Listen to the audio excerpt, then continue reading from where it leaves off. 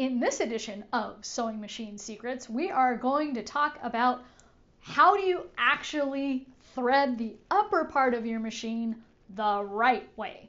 There's a right way, there's a lot of wrong ways, and even though all machines are different, they're all pretty much the same. So we're going to go over that with both of our vintage machines, though it will apply if you have a newer machine as well. So stay tuned, here come the tips. So let's talk about the right way to thread this vintage 1962 Singer, aka the Blue Bomber. Notice it has a vertical spool. That's fine. Vertical or horizontal doesn't matter. It also doesn't matter how your thread comes off of the spool, one way or another.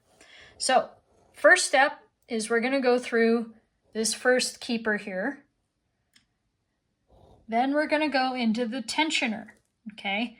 And you'll want to look at the vintage tensioner video that I have on how to deal with this.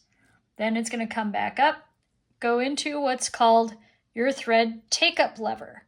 This is what pulls the thread off of the spool that gets it ready for a stitch to be made. I like to call it the alien head. Then it's going to come down on this particular machine through another keeper, through one more keeper right here, yet one more keeper, and then through the needle. So, what does that look like in practice? All right, let's thread this bad boy. First thing, we're gonna zoom in so we can see what we're doing.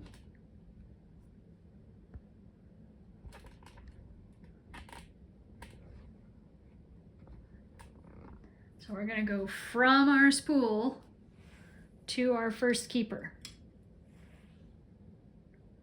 Then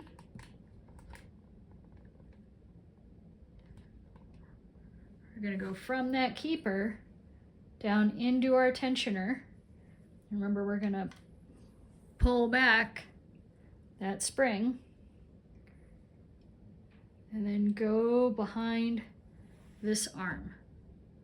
Notice if I zoom in, you can see that spring move. Next, we're going to come up to our alien head, our thread take-up lever. And on this one, we don't have a slot, so we're going to go through the hole, maybe. Then we have another keeper over here on the side.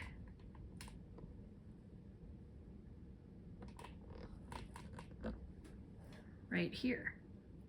So we have to go through that guy.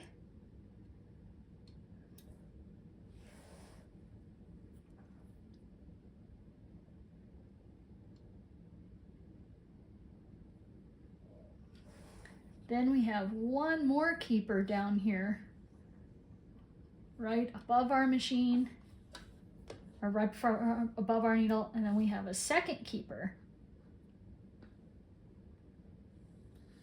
right above our needle as well. And we'll zoom in for that. So here we've gone from our tensioner up through our take-up lever, and now we need to go through these last couple keepers that we see here. This one and these two. So first we're going to go through this side one.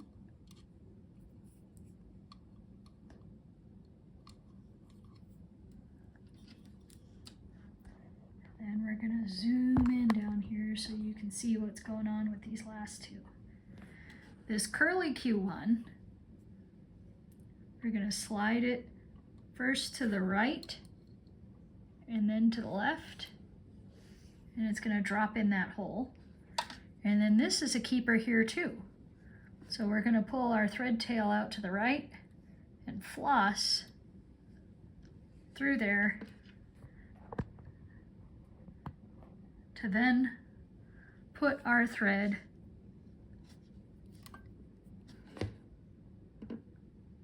front to back through the needle.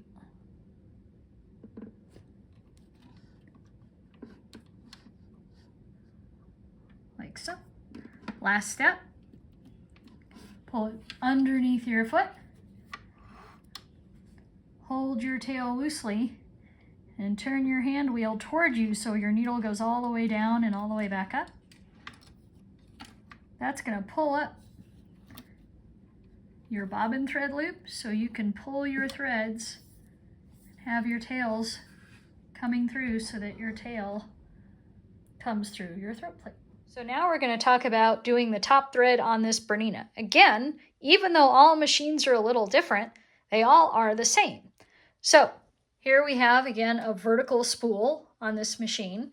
It's going to go from here to this keeper that's on the back, down through this slot, which is our tensioner,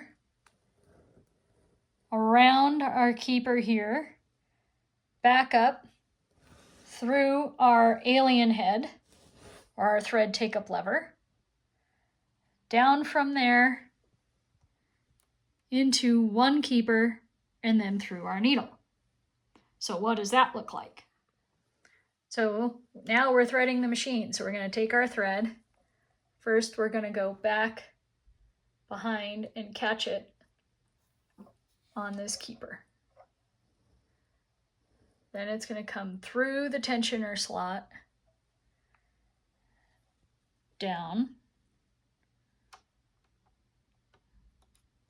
around this keeper. Now on some of the newer machines, you're going to see it's got this little slot in the back of its alien head. So you can actually slide your thread around the back like so, and it'll catch into your alien head. Then we're going to come down here, and I'll zoom in so you can see. And we need to go through this keeper here. So we're going to pull our thread tail out and hook it around the back. And then we're going to go front to back through the needle.